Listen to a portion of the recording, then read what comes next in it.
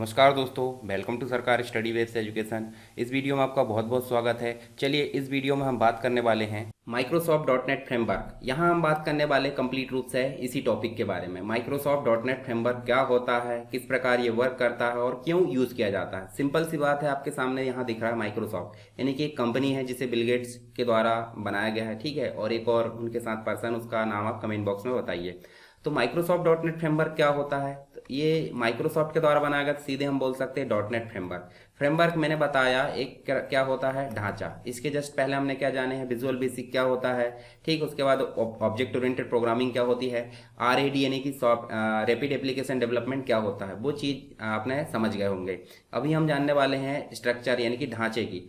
Dot net framework एक प्रकार का ढांचा है जो एक ऐसा एनवायरनमेंट प्रोवाइड करता है या एक ऐसा प्लेटफॉर्म प्रोवाइड करता है जिसके अंतर्गत बहुत सारी लैंग्वेज, लगभग वर्तमान में देखें 70+ लैंग्वेज इसमें काम करती है, जबकि पहले 50 के आसपास था ये आंकड़ा। तो 70+ लैंग्वेज यहाँ पे आकर काम करती है। अपनी बेसिक ज़रूरत की चीज़ें यहाँ पे उनको आसानी से मिल जाती है, जैसे फ्रेमवर्क क्लास लाइब्रेरी वहाँ मिल जाती है, और कुछ बेसिक यहाँ पे असेंबलीज जो भी रहती है वो यहाँ पे मिल जाती है। तो एक ऐसा एनवायरनमेंट तैयार करता है जहाँ पे ये 70 से भी अधिक लैंग्वेज यहाँ पे आकर काम करती है और सॉफ्टवेयर डेवलपमेंट का काम कंप्लीट हो जाता है। तो सिंपल सी बात है, डॉट नेट फ्रेमवर्क एक ढांचा है आज जिसे माइक्रोसॉफ्ट के द्वारा बनाया गया था। कब बनाया गया था ये सारी चीज़ें हमको ज़्यादा ध्यान नहीं रखना। आप हिंदी वाली पीडीएफ देखोगे डॉट नेट की, विजुअल बेसिक डॉट नेट की, तो उसमें आपको ये सारी चीज़ें मिल जाएगी। तो यहाँ पे अगर बात करें बेसिक रूप से, हमको 70 लैंग्वेज तो हम दर्शा नहीं पाएंगे। तो देखिए हमने सिंपल लिखा विजुअल बेसिक, C++, C#, जावा स्क्रिप्ट, ये जे स्क्रिप्ट, जे शार्प हो गया। इसी के साथ ही और बहुत सारी लैंग्वेज होती है, पाइथन है। इन सभी लैंग्वेज की जो मतलब एक प्रकार से काम करने की तरीके हैं वो अलग अलग है। सिंपल सी बात है, एक लैंग्वेज दूसरी लैंग्वेज से, हालांकि मेथड एक सी रहेगी, मतलब एक प्रकार से उनके जो जैसे वेरिएबल कैसे काम करता है, वेरिएबल वैसे करेगा जैसे काम करता है, पर हर एक लैंग्वेज में जाकर वो थोड़ा सा चेंज हो जाता है। तो हर एक लैंग्वेज के लिए एक प्रकार से एक स्पेसिफिकेशन की जरूरत होती है। जैसे कंप्यूटर में आप जाओगे तो कंप्यूटर स्पेसिफिकेशन आएगा। चलिए मैं दिखाता हूँ आपको। मिनिमाइज करते हैं, यहाँ पे आप जाते हैं माई कंप्यूटर में, दिस पीसी, राइट क्लिक करोगे तो आपको डिवाइस स्पेसिफिकेशन नजर आ रहा है। देख रहे हैं आप, देखिए आपने कहाँ से देखे, आपने दिस पीसी या माई कंप्यूटर के ऊपर राइट क्लिक करे, प्रॉपर्टीज में गए, डिवाइस स्पेसिफिकेशन, यानी कि इस कंप्यूटर में क्या क्या चीजें हैं। जैसे कि ये डेस्कटॉप है, 11 जनरेशन का है, i5 है, 16 GB रैम है। उसके बाद आप देखोगे तो और बहुत सारी चीज़, 64 बिट ऑपरेटिंग सिस्टम। ये क्या है, इस डिवाइस से संबंधित स्पेसिफिकेशन, यानी कि जो इस डिवाइस को रन करने में हमारी मदद कर रहा है, ठीक है। तो यहाँ देखिए कॉमन लैंग्वेज स्पेसिफिकेशन भी होता है डॉट नेट फ्रेमवर्क के अंतर्गत, जो सभी लैंग्वेज के लिए एक कॉमन प्लेटफॉर्म प्रोवाइड करता है, ताकि सभी लैंग्वेज के लिए जो जरूरत की चीज़ें वो यहाँ पे मिल पाए। इसे हम बोलते हैं CLS, यानी कि कॉमन लैंग्वेज स्पेसिफिकेशन। मान लो यहाँ पे किसी पर्टिकुलर लैंग्वेज के लिए यहाँ स्पेसिफिकेशन होता तो यहाँ पे काम नहीं कर पाती लैंग्वेज, तो यहाँ पे पर बात की जा रही कॉमन लैंग्वेज स्पेसिफिकेशन की। फिर यहाँ पे अगर हम मान लीजिए विजुअल बेसिक या C# का उपयोग करके सर्वर एप्लीकेशन बना रहा है, तो वहाँ पे ASP.NET एक टेक्नोलॉजी है, उसका उपयोग करेंगे। वेब टेक्नोलॉजी से बोलते हैं, वेब सर्विसेज यहाँ होती है और वेब फॉर्म्स होते हैं, ये हमने डिजाइन कर लिए। या फिर विजुअल बेसिक या C# का उपयोग करके हमने उपयोग करे हैं विंडोज एप्लीकेशन, जिसके अंतर्गत हमको विंडोज फॉर्म बनाना है। आगे हम विजुअल स्टूडियो के अंतर्गत ये सारे काम करेंगे। फिर यहाँ पे हमको डेटाबेस सर्विस की जरूरत पड़ेगी। बिल्कुल, जब आप एप्लीकेशन में यूजर से इनपुट कराओगे तो डाटाबेस कहीं ना कहीं तो सेव करोगे, तो उस डाटाबेस को सेव करने के लिए हमको एक डाटाबेस की जरूरत पड़ती। पर डाटाबेस की सर्विस को प्रोवाइड करने का काम करता है ADO.NET, ठीक है, ActiveX database object, dot net framework का ही है, जिसके अंतर्गत डेटा और XML एक्सटेंसिबल मार्कअप लैंग्वेज जैसी सर्विसेज हमको देखने को मिलती है। तो ये भी पार्ट किसका है, डॉट नेट फ्रेमवर्क का है, ठीक है। उसके बाद आपको समय समय पर कोड, ऐसे कोड की जरूरत पड़ती है जो बार बार रीयूज होता है। तो बार बार उपयोग होने वाले कोड को एक जगह स्टोर करके रख लिया जाता है, जिसे हम बोलते हैं क्लास। क्लास और ऑब्जेक्ट में मैंने बताया, उस क्लास के जो भी चीजें होती है उसको उपयोग कर लिया जाता है हर एक लैंग्वेज के द्वारा अपनी जरूरत के हिसाब से। उस क्लास के कलेक्शन को, मतलब ये क्लास कहीं ना कहीं स्टोर होगी डॉट नेट फ्रेमवर्क के अंतर्गत, उसे हम बोलते हैं बेस क्लास लाइब्रेरी, BCL, या फिर इसे हम बोलते हैं FCL। FCL का मतलब फ्रेमवर्क क्लास लाइब्रेरी, ठीक है, या सिर्फ हम बोल सकते हैं क्लास लाइब्रेरी। क्या बोल सकते हैं, BCL यानी बेस क्लास लाइब्रेरी बोल सकते हैं, फ्रेमवर्क क्लास लाइब्रेरी बोल सकते हैं, या फिर सिर्फ क्लास लाइब्रेरी बोल सकते हैं। तो इन सब की सर्विसेज यहाँ पे मिल गई इनको, और एक अच्छा एप्लीकेशन डेवलप हो गया। पर एप्लीकेशन डेवलप हुआ है तो इसका मतलब ये थोड़ी कि सब काम हो गया, अब उसको रन भी तो कराना पड़ेगा। तो रन कराना पड़ेगा तो उसके लिए एक प्लेटफॉर्म की जरूरत पड़ेगी, एक टूल की जरूरत पड़ेगी। उस टूल को हम बोलते हैं common language run time. Run time पे इन सारी लैंग्वेज को क्या होता है, रन कराना होता है, कंपाइलर की जरूरत पड़ेगी। आगे बात करेंगे कंपाइलर की भी, क्या होता है कंपाइलर के द्वारा इन सब के कोड को, मतलब इन सब का कोड जो है आपका सोर्स कोड कहलाएगा। सोर्स कोड को आपको रन करना पड़ेगा कंपाइलर के माध्यम से। कंपाइलर उनको एक ऐसे कोड में कन्वर्ट करेगा जो आपका इंटरमीडिएट कोड कहलाएगा, जिसे हम IL बोलते हैं। माइक्रोसॉफ्ट का है इसलिए माइक्रोसॉफ्ट इंटरमीडिएट कोड इसे बोल दो, ठीक है। अब सभी लैंग्वेज का कोड एक जैसा हो जाएगा रन कराने के बाद, तो इसे हम बोलेंगे क्या, CIL। क्या बोलेंगे, CIL, common language, common intermediate language. और कॉमन इंटरमीडिएट लैंग्वेज या माइक्रोसॉफ्ट इंटरमीडिएट लैंग्वेज या इंटरमीडिएट लैंग्वेज, ये कोड जहां रन हो रहा होता है उस प्लेटफॉर्म को हम क्या बोलते हैं, common language run time. Run time पे एक एनवायरनमेंट प्रोवाइड करता है ताकि प्रोग्राम आसानी से रन हो सके, उसी को हम क्या बोलते हैं, CLR, common language run time. I hope आपको समझ में आया होगा। शुरू से देखते हैं, यहाँ पे देखिए आपको देखने को मिलेगा जितनी भी प्रोग्रामिंग लैंग्वेज है उसमें कोई ना कोई प्रोग्रामिंग में, मतलब हर एक प्रोग्रामिंग में क्या लिखा जाता है, कोड, और उस कोड को हम क्या बोलते हैं, सोर्स कोड। और सोर्स कोड को रन कराने के लिए क्या जरूरत होती है, बेसिक स्पेसिफिकेशन की, या लैंग्वेज को रन कराने के लिए basic specification, common language specification. यहाँ पे वेब सर्विसेज होती है ASP.NET के अंतर्गत, यहाँ वेब फॉर्म्स होते हैं। जब डेटाबेस की जरूरत पड़ती है तो ADO यहाँ पे काम आता है। फिर समय समय पर हमको क्लासेस की जरूरत पड़ती है बेस क्लास लाइब्रेरी के अंतर्गत, और रन कराने के लिए प्लेटफॉर्म की जरूरत पड़ती है जिसे हम बोलते हैं कॉमन लैंग्वेज रन टाइम, ठीक है। तो ये .NET के अंतर्गत ये बेसिक चीजें होती है। उसके बाद आप देखोगे तो यहाँ पे आपको देखने को मिलेगा, देखिए जो .NET है वो माइक्रोसॉफ्ट के द्वारा बनाया गया है, और ये एक्सपेंसिव प्लेटफॉर्म है जो हमको बहुत सारे टूल को ऑफर करता है। मतलब बहुत सारे टूल का कलेक्शन होता है जिसके द्वारा हम सॉफ्टवेयर को आसानी से डेवलप कर सकते हैं।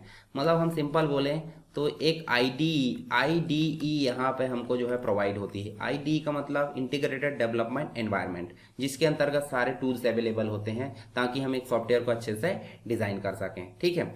काफ़ी मतलब अच्छी टेक्नोलॉजी है .NET, जिसके अंतर्गत नेटवर्क एप्लीकेशन भी हम बना सकते हैं, डिस्ट्रीब्यूटेड वेब सर्विस भी बना सकते हैं, और वेब एप्लीकेशन भी हम यहाँ पे क्रिएट कर सकते हैं। देखिए एक बहुत ही मजबूत प्लेटफॉर्म हमको देता है, ठीक है। यहाँ पे कंपाइल टाइम और रन टाइम सपोर्ट भी हमको मिलता है .NET के अंतर्गत, जिसके द्वारा हम देखें तो यहाँ पे हमको सभी लैंग्वेज के लिए कॉमन लैंग्वेज स्पेसिफिकेशन यहाँ प्रोवाइड होता है सभी लैंग्वेज के लिए। और मुख्य रूप से दो कंपोनेंट यहाँ पे देखने को मिलते हैं, जिससे हम एक तो फ्रेमवर्क क्लास लाइब्रेरी यानी कि BCL से बोल सकते हैं, जो कि क्लासेस का कलेक्शन होती है, जिसके द्वारा हमको बार बार यूज होने वाली क्लासेस यहाँ पे मिल जाती हैं। और रन टाइम पे हमको एक इन्वायरमेंट की जरूरत पड़ती है जिसे हम बोलते हैं कॉमन लैंग्वेज रन टाइम, ठीक है। तो यहाँ पे आप बात करते हैं कि जो दोनों चीज है वो .NET के अंतर्गत हमको इनबिल्ट मिलती है। अब थोड़ी सी चीजें CLR की भी जान लेते हैं, फिर हम बाकी की चीजें करके यहाँ पे जानते रहेंगे। तो CLR क्या होता है, CLR का मतलब common language run time. Common language run time मतलब रन टाइम पे सभी लैंग्वेज के कोड को कॉमन करके एक निश्चित कोड में कन्वर्ट कर देते हैं, जिसे हम बोलते हैं MSIL कोड। क्या करते हैं, MSIL। और MSIL ही एक प्रकार का मेटा डेटा कहलाता है। डेटा क्या होता है, डेटा मतलब जो हमारे लिए जरूरी होता है, पर इस डेटा के लिए जो डेटा होता है वो होता है मेटा डेटा। देखिए हमारे लिए अगर हमको कोई जानकारी देखना है तो हमारे डाटा में देखना पड़ेगा, सिंपल सी बात। पर उस डाटा को उसके लिए डाटा बनाना पड़ता है कभी कभी। जैसे आपने उदाहरण के लिए देखे बुक देखे होंगे बुक, बिल्कुल बिना बुक के तो आपने पढ़े नहीं होंगे। तो बुक में आपने जब देखा होगा तो आपको इंडेक्स देखने को मिलती है, ठीक है। इंडेक्स में आपको लिखा होता है पेज नंबर में कौन सा टॉपिक है, पेज नंबर कौन से में, सारी चीजें लिखी होती है। तो हमारे लिए बुक क्या हो गई, बुक हमारे लिए क्या हो गई, डाटा। पर इस बुक के लिए जो इंडेक्स हो गया वो हो गया आपका बुक का डाटा, पर हमारे लिए वो हो गया मेटा डाटा। तो हम सिंपल बोल सकते हैं डाटा का डाटा मेटा डाटा। तो यहाँ पे .NET के अंतर्गत जो लिखे हैं वो डाटा हो गया। डाटा जब कन्वर्ट हुआ कोई भी कंपाइलर के माध्यम से तो वो इंटरमीडिएट कोड में बदला, तो इसे हम बोलते हैं मेटा डाटा। तो देखिए यहाँ C# लैंग्वेज यूज हुई है, विजुअल बेसिक हुई है, J# हुई है, और अदर बहुत सारी लैंग्वेज है। हमने बात करे थे 70 से भी अधिक लैंग्वेज यहाँ पे काम करती है और सॉफ्टवेयर डेवलपमेंट यहाँ पे होता है। पर प्लेटफॉर्म क्या है, .NET, और .NET के अंतर्गत टूल है कौन सा, CLR कंपोनेंट। तो यहाँ पे कोई भी लैंग्वेज हो जैसे C# है तो C# का कंपाइलर के द्वारा ये जो सोर्स कोड है जो इसमें लिखा गया है उसको कंपाइल करने के पश्चात, नॉर्मली कंपाइल करने के पश्चात मशीन लैंग्वेज में होता है, परंतु ये कंपाइलर ऐसा है कि ये कंपाइल करने के बाद मशीन लैंग्वेज में न होकर MSIL एक इंटरमीडिएट कोड में मतलब एक प्रकार से प्लेटफॉर्म इंडिपेंडेंट कोड होता है, किसी भी प्लेटफॉर्म पे रन हो जाएगा, इसीलिए तो यहाँ पे कॉमन लैंग्वेज रन टाइम होती है। तो MSIL माइक्रोसॉफ्ट इंटरमीडिएट लैंग्वेज यहाँ पे देखने को मिलती है, या फिर इसी को IL बोलते हैं, या इसी को CIL बोलते हैं। क्या बोलते हैं? CIL। तो इसके द्वारा जो है आपका रन हो रहा होता है कहाँ पे? CLR में। फिर जब आपको एग्जीक्यूट करना है तो आपको एग्जीक्यूट तो 0 1 में ही होगा, तो 0 1 में जब होगा तो ये कोड हमारा काम नहीं आएगा, तो उसके लिए फिर से एक कंपाइलर की जरूरत पड़ती है, जिसके द्वारा ये MSIL को कन्वर्ट करके एक नेटिव कोड, ठीक है, लास्ट एग्जीक्यूटेबल कोड में बदला जाता है। तो यहीं पे बात होती है किसकी? कॉमन लैंग्वेज रन टाइम की। मतलब कंपाइलर के द्वारा MSIL या फिर मेटा डेटा में बदला गया। जब यहाँ पे आगे बात होती है तो ये JIT कंपाइलर और नेटिव कोड इसी के द्वारा यहाँ पे प्लेटफॉर्म के द्वारा प्रोवाइड किए जाते हैं। एक अच्छा एनवायरनमेंट प्रोवाइड किया जाता है ताकि जो प्रोग्राम है वो आसानी से रन हो सके। तो आपको CLR की कार्यविधि समझ में आ गई होगी। यहाँ सोर्स कोड होता है, सोर्स कोड के बाद कंपाइलर होता है, कंपाइलर के द्वारा उसको MSIL में कन्वर्ट किया जाता है, MSIL के बाद JIT के द्वारा उसको नेटिव कोड में कन्वर्ट किया जाता है। पर समय समय पर यहाँ पर एक चीज़ की और ज़रूरत पड़ती है जिसे हम बोलते हैं FCL, फ्रेमवर्क क्लास लाइब्रेरी, जो कि समय समय पे कुछ क्लासेस हमको प्रोवाइड करता है जो भी प्रोग्राम रन हो रहा होता है उसको। तो ये हमने बात करी CLR की, ठीक है। .NET के कुछ फीचर्स होते हैं, जैसे कि यहाँ बात करें इंटरऑपरेटिबिलिटी। कोई भी प्रोग्रामिंग में आपको एप्लीकेशन बनाने को मिला हो, जैसे यहाँ एग्जांपल के तौर पे बताता हूँ। मान लीजिए यहाँ पे एक कैलेंडर का सॉफ्टवेयर है, आप देखेंगे कोई दूसरा सॉफ्टवेयर है, ये किसी भी प्रोग्रामिंग में बनाया गया हो .NET के अंतर्गत, वो आपस में इंटरऑपरेटिबिलिटी होती है, कम्युनिकेशन यहाँ पे हो जाता है, ठीक है। दूसरा होता है यहाँ पोर्टेबिलिटी, हम एक डिवाइस के कोड को दूसरी डिवाइस में आसानी से रन कर सकते हैं। सिक्योरिटी यहाँ प्रोवाइड होती है। लैंग्वेज इंडिपेंडेंट होता है, ठीक है, जो भी हम काम करते हैं। टाइप सेफ्टी होती है, डेटा टाइप्स हम बात करेंगे इसकी। मेमोरी मैनेजमेंट यहाँ होता है। तो सारे फीचर्स किसके अंतर्गत होते हैं? .NET फ्रेमवर्क के अंतर्गत होते हैं। आई होप आपको .NET क्या होता है ये सारी चीज़ें क्लियर हो गई होगी। अब यहाँ पे देखिए एक और चीज़ देख लीजिए, .NET कैसे काम करता है। तो हमने अभी बात करें CLR में, आपने समझ गए होंगे कोई भी प्रोग्रामिंग का कोड हो वो यहाँ पे हमने लिखे, इसको हम बोलते हैं सोर्स कोड। क्या बोलते हैं? Source code. जब सोर्स कोड रन होता है तो वो कंपाइलर के माध्यम से, कोई भी कंपाइलर हो सकता है, हर एक लैंग्वेज का अपना एक कंपाइलर होता है, उसके माध्यम से कॉमन लैंग्वेज में कन्वर्ट हो जाता है, जिसे हम CIL बोलते हैं, या फिर IL बोलते हैं, या फिर MSIL बोलते हैं। उसके बाद CLR जो होती है उसके अंतर्गत आप देखेंगे तो यहाँ पे आपको JIT देखने को मिलता है, जस्ट इन टाइम कंपाइलर, ठीक है। यहाँ वाइट कोड कन्वर्ट हो जाता है, और इसके समय इसको FCL प्रोग्रामिंग, मतलब एक प्रकार से क्लास की जरूरत पड़ती है, तो वो FCL फ्रेमवर्क क्लास लाइब्रेरी यहाँ पे प्रोवाइड करती है। ये भी .NET का पार्ट है। यहाँ भी देख सकते हैं आप, देखिए सोर्स कोड .NET कंपाइलर के माध्यम से MSIL में कन्वर्ट हुआ, CLR के माध्यम से एनवायरनमेंट उसको अच्छा, मतलब ऐसा एनवायरनमेंट मिला ताकि आसानी से रन हो। JIT के द्वारा उसको आउटपुट यानी कि नेटिव कोड में बदल दिया गया, ठीक है। और चीज़ें हम यहाँ जानेंगे। अभी आपको .NET फ्रेमवर्क के बारे में मैंने बेसिक चीज़ें बताया, CLR बताया, ठीक है। तो ये चीज़ें आपको क्लियर हो गई होगी।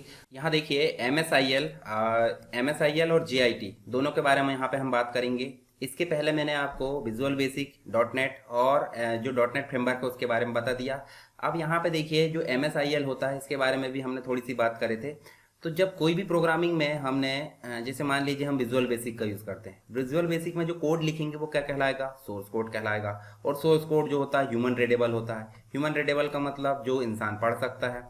फिर उसको उसी प्रोग्रामिंग, मान लीजिए यहाँ विजुअल बेसिक का है तो विजुअल बेसिक का ही कंपाइलर यहाँ पे उसको कन्वर्ट करेगा, और कन्वर्ट करेगा सिस्टम को समझने वाली लैंग्वेज में वो कन्वर्ट करेगा, और ऐसी लैंग्वेज में कन्वर्ट कर देगा जिससे कोई भी सिस्टम या प्लेटफॉर्म इंडिपेंडेंट होता है, यानी कि किसी भी प्लेटफॉर्म पे उसको रन कर सकते हैं, जिसे हम बोलते हैं माइक्रोसॉफ्ट इंटरमीडिएट लैंग्वेज। क्या बोलते हैं इसे? माइक्रोसॉफ्ट इंटरमीडिएट लैंग्वेज, यानी कि ऐसी लैंग्वेज जो ना तो आउटपुट यानी नेटिव कोड होता है, ना ही यूजर के लिए होता है। ये सिस्टम इंडिपेंडेंट होता है या प्लेटफॉर्म इंडिपेंडेंट होता है। तो जब ये MSIL होता है, MSIL को हम क्या बोलते हैं?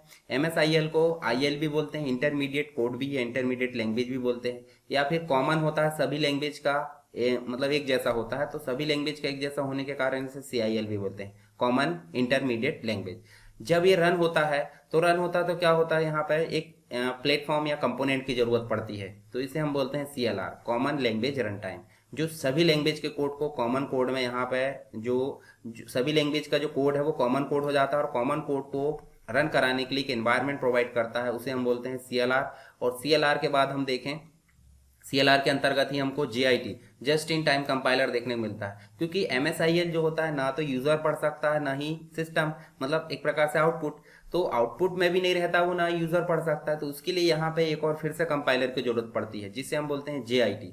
JIT का मतलब क्या होता है? Just in time compiler. Just in time क्या होता है? जस्ट इन टाइम, इसको हम बोलते हैं जस्ट इन टाइम कंपाइलर। और ये क्या करता है? MSIL को एक नेटिव कोड में बदलने का काम करता है, जिसके द्वारा हम जो है एक आउटपुट हमको प्राप्त हो जाता है। यहीं पे हमको FCL यानी कि फ्रेमवर्क क्लास लाइब्रेरी की जरूरत पड़ती है, जो कि .NET के अंतर्गत ऑलरेडी अवेलेबल होती है। तो आपको देखिए, पहले भी आपको मैंने बताया था, सोर्स कोड बताया था, कंपाइलर बताया था। कंपाइलर ट्रांसलेटर प्रोग्राम होता है जो कि एक लैंग्वेज को दूसरी लैंग्वेज में बदलता है। ऐसे ये कंपाइलर भी काम करता है एक लैंग्वेज को दूसरी लैंग्वेज में। MSIL इंटरमीडिएट कोड होता है, JIT भी हमने देखे, नेटिव कोड भी देखे। तीनों चीजें आपको समझ में आ गई होगी। एक और होता है कॉमन टाइप सिस्टम, CTS जिसे बोलते हैं, कॉमन टाइप सिस्टम। अब मुझे बताइए, यहाँ देखते हैं हम पीछे चल के, देखिए यहाँ हम बात कर सकते हैं कोई भी लैंग्वेज की। चलिए यहाँ पे मैं बताता हूँ आपको। जैसे मान लीजिए आपने विजुअल बेसिक के अंतर्गत काम करे, तो आप डेटा टाइप में काम करते हैं। डेटा टाइप क्या होता है और विस्तार से बताऊंगा मैं। डेटा टाइप का मतलब क्या होता है? देखिए, डेटा का मतलब क्या होता है? जो हमारे लिए उपयोगी। और उसका टाइप मतलब उसका प्रकार। जैसे मान लीजिए 10 लिखे तो वो एक टाइप हो गया। हमने यहाँ पे राम लिखे, श्याम लिखे, जो भी लिखे ये भी एक टाइप हो गया। हमने ट्रू लिखे, ट्रू और फॉल्स लिखे, ये भी एक टाइप हो गया। ये सभी जो है आपके क्या है? ये सभी आपके डेटा टाइप है। अब बताइए मुझे, यहाँ पे डेटा टाइप एक से अधिक है कि एक है? एक से अधिक है। जब एक से अधिक है तो इनको कन्वर्ट करने के लिए भी एक से अधिक सिस्टम की जरूरत पड़ेगी, पर बिल्कुल नहीं। यहाँ पे .NET के अंतर्गत हमको एक ही सिस्टम यहाँ पे मिलता है, जो कि नंबर हो, स्ट्रिंग हो या फिर बुलियन हो। सभी प्रकार के डाटा टाइप को एक कॉमन टाइप में बदलने का काम करता है CTS। तो CTS आपको समझ में आया? CTS का मतलब होता है, इसको हम लिखते हैं कॉमन टाइप सिस्टम। ठीक है, common type system. Common type system मतलब जो होता है, किसी भी लैंग्वेज में हम जो डाटा टाइप में काम करते हैं, उन सारे डाटा टाइप को एक कॉमन टाइप में बदलने का काम कौन करता है? कॉमन टाइप सिस्टम, यानी जिसे हम बोलते हैं CTS। बस इतना आपको समझ कर रखना, ज़्यादा रटने की कोशिश नहीं करना। तो आपके डाटा टाइप जो होते हैं ऑब्जेक्ट, जैसे हम देखते हैं क्लास टाइप का भी हो सकता है, ठीक है, इंटरफेस, उसके बाद एरे है, स्ट्रिंग है, डेलीगेट्स है, अदर और हो सकते हैं रेफरेंस टाइप के। यहाँ वैल्यू टाइप में देखें तो वाइट केयर हो सकता है, इंटीजर हो सकते हैं, इंटीजर में भी प्रकार है, डेसिमल है, बुलियन है। फिर उसके बाद देखिए इंट 32, 16, सिंगल है, डबल है, एनुमरेटर है। तो ये सब जो है आपके डाटा टाइप है। इतने सारे डाटा टाइप के लिए अगर सिस्टम अलग अलग बात करें तो बहुत सारे हो जाएंगे। तो पर .NET के अंतर्गत एक कॉमन टाइप का सिस्टम मिलता है, जो कि किसी भी प्रकार के डाटा टाइप को एक कॉमन टाइप में बदलने का काम करते हैं। तो ये हो गया हमारा नॉर्मल CTS। ठीक है, एक और बात कर लीजिए यहाँ पे, what is managed code. Managed code का मतलब क्या होता है? जो व्यवस्थित हो। और अनमैनेज्ड कोड का मतलब क्या होता है? जो अव्यवस्थित हो। तो देखिए यहाँ सिंपल ऐसा हम नहीं समझ सकते, जैसे विजुअल बेसिक के अंतर्गत हमने काम करे, या C# के अंतर्गत हमने काम करे, या C++, इसके अंतर्गत कोई ना कोई आप कोड लिखोगे ना, जिसे हम सोर्स कोड बोलते हैं। उस सोर्स कोड को यहाँ पे देखिए आपको कंपाइलर के माध्यम से जो है, और फिर इंटरमीडिएट कोड में बदलोगे, और फिर कॉमन लैंग्वेज रन टाइम के माध्यम से क्या करोगे? उसको एक नेटिव कोड में बदलोगे, जो कि ऑपरेटिंग सिस्टम में रन होता है। तो ये अगर प्रोसेस यूज हुई है, मतलब simple common language run time के थ्रू हमने अगर कोड को नेटिव कोड में ले गए हैं, तो उसे ही हम क्या बोलेंगे? Managed code. क्या बोलेंगे? Managed code.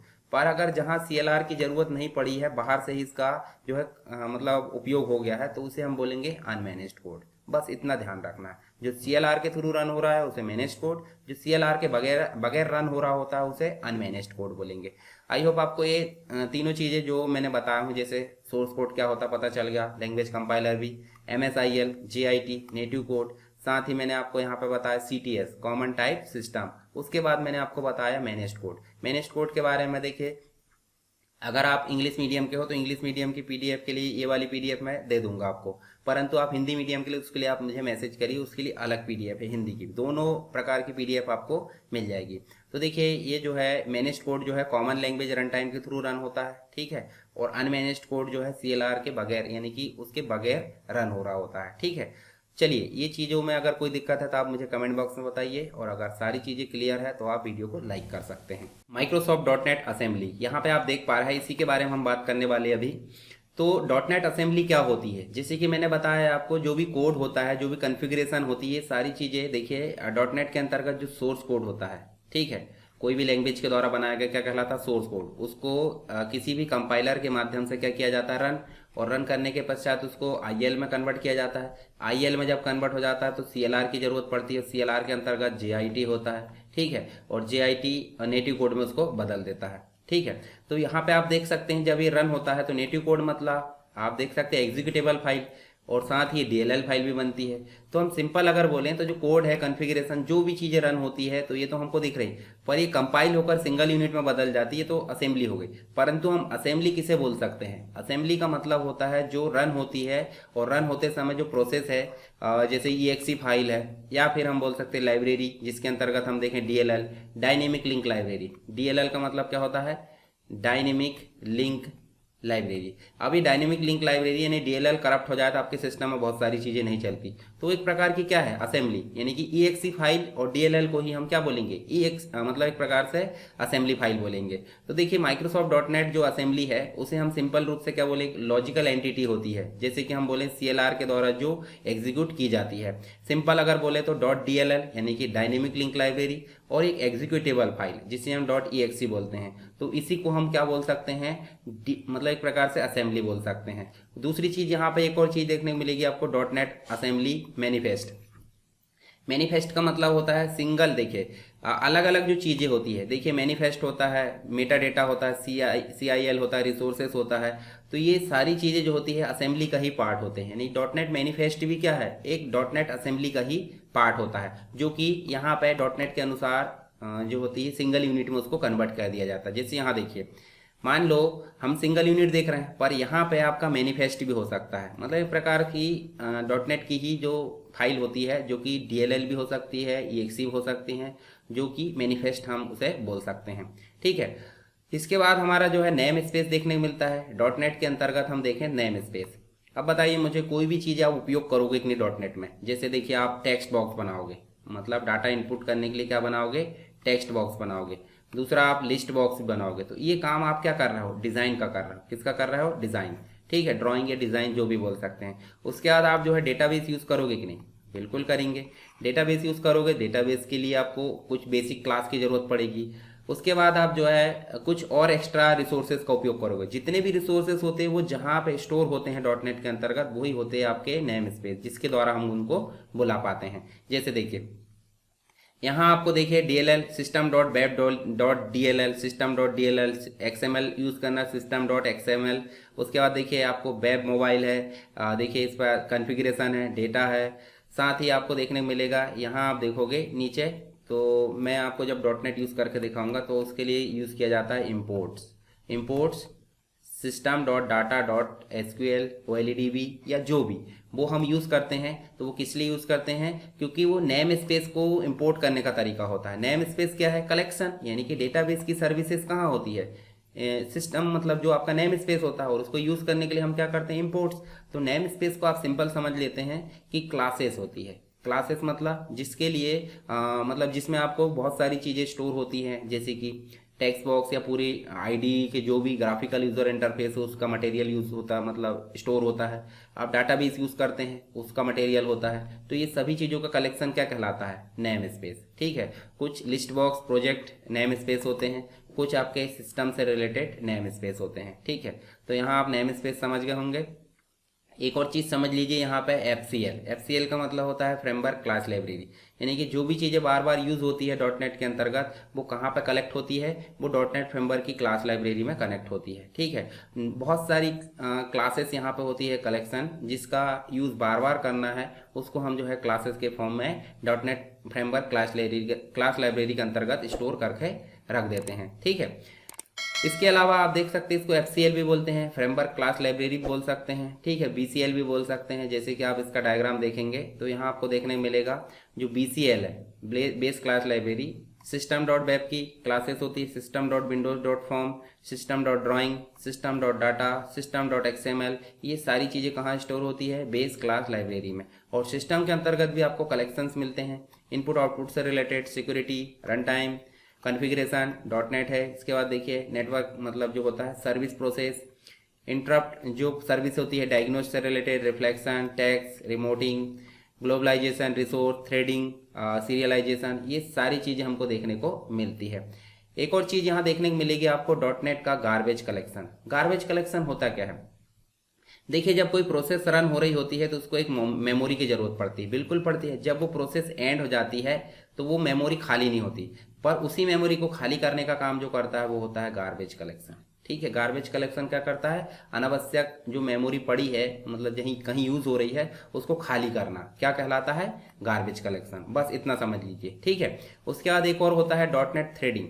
तो एक बड़ी जो प्रोसेस होती है उसके अंदर छोटी छोटी जो अपने आप में प्रोसेस होती है वो एक प्रकार की थ्रेड कहलाती है। थ्रेड के कलेक्शन से ही क्या बनती है? बड़ी प्रोसेस बनती है। यानी कि प्रोसेस के ही छोटे पार्ट को हम क्या बोलेंगे? थ्रेड बोलेंगे। बस इतना आपको समझ लेना है, ज़्यादा आपको लोड नहीं लेना है। तो अभी देखिए मैंने आपको क्या क्या चीज़ें बताया हूँ। अभी आपको सिंपल यहाँ पे ध्यान रखना है कि डॉट नेट असेंबली क्या होती है। Dot net assembly like DLL, .dll और EXE फाइल, जो कि आप देख सकते हैं मैनिफेस्ट का कलेक्शन, रिसोर्सेज का कलेक्शन, कॉन्फ़िगरेशन है, कोड है, ये सारी चीज़ों का कलेक्शन होता है। ठीक है, इसके अलावा मैनिफेस्ट भी एक प्रकार का क्या है? असेंबली का ही पार्ट है। साथ ही आप देख सकते हैं डॉट नेट के नेम स्पेस, ये क्लासेस होती है एक प्रकार की, जो डॉट नेट में रिसोर्सेस यूज होना है उसके लिए ये बेसिक क्लास को प्रोवाइड करती है। इंपोर्ट करने के लिए क्या करते हैं? इंपोर्ट्स कीवर्ड लगाते हैं। ठीक है, और पब्लिक क्लास के ऊपर इसको उपयोग किया जाता है। उपयोग करना भी मैं बताऊंगा सारी चीज़ें। अभी मेरा उद्देश्य है कि जो भी बेसिक चीज़ें आगे उपयोग होने वाली है उनके बारे में आपको रूबरू, यानी कि आपको परिचय कराऊं उस चीज़ से, ताकि आप बाद में माथा खुजाते ना बैठे। ठीक है, समझ गए चीज़? आगे देखिए, यहाँ पे हमने FCL जाने, बार बार यूज होने वाले कोड को हम एक क्लास में कन्वर्ट कर देते हैं, यानी कि क्लास रीयूज होने वाले कोड को एक स्ट्रक्चर तैयार कर लेते हैं, स्ट्रक्चर को ही क्लास बोलते हैं। क्लास का कलेक्शन जहाँ होता है वो डॉट नेट का होता है, और डॉट नेट के क्लास के कलेक्शन को हम बोलते हैं FCL, फ्रेमवर्क क्लास लाइब्रेरी, या फिर उसे बोलते हैं BCL, बेस क्लास लाइब्रेरी। ठीक है, यही हमने बेस क्लास लाइब्रेरी की जो कुछ बेसिक चीज़ें है वो जाने यहाँ पे। ठीक है, उसके बाद मैंने गार्बेज कलेक्शन बताया, फिर उसके बाद हमने डॉट नेट थ्रेडिंग देखे। गार्बेज कलेक्शन क्या होता है? मेमोरी को खाली करने का काम करता है। कौन सी मेमोरी? जो अनावश्यक यूज हो रही होती है। उसके बाद डॉट नेट की थ्रेडिंग, छोटी छोटी प्रोसेसेस होती है जो रन होने के लिए क्यू में रहती है, उसे हम थ्रेडिंग बोलते हैं। क्या बोलते हैं? थ्रेडिंग। और थ्रेडिंग वाला चैप्टर आप जावा लैंग्वेज में विस्तार से पढ़ेंगे। जावा को भी मैं पढ़ाऊंगा आपको, जावा प्रोग्रामिंग इसके बाद पढ़ने वाले हैं। अगर आपको उसकी रिक्वायरमेंट है तो आप मुझे कमेंट बॉक्स में बताइए, और कौन सी प्रोग्रामिंग पढ़ना है वो भी आप मुझे बता सकते हैं। आई होप आपको ये सारी चीज़ें क्लियर हो गई होगी। फिर भी अगर कोई डाउट है तो आप मुझे कमेंट बॉक्स में बता सकते हैं। ठीक है, और वीडियो पसंद आया है तो आप वीडियो को लाइक कर सकते हैं।